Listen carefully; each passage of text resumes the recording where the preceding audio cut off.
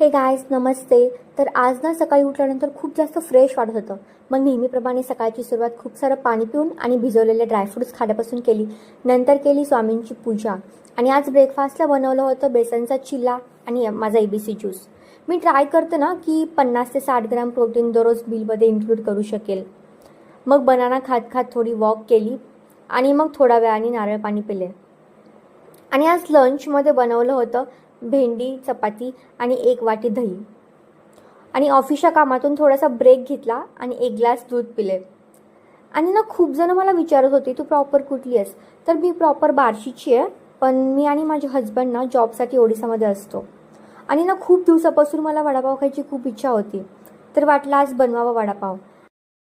आणि वडापाव खूप टेस्टी झाला होता आणि आम्ही दोघांनी चेअर्स करून वडापाव एन्जॉय केला. आणि नंतर केली हाफ ॲन आवरची वॉक. तर भेटूयात आपण नेक्स्ट व्लॉगमध्ये. बाय.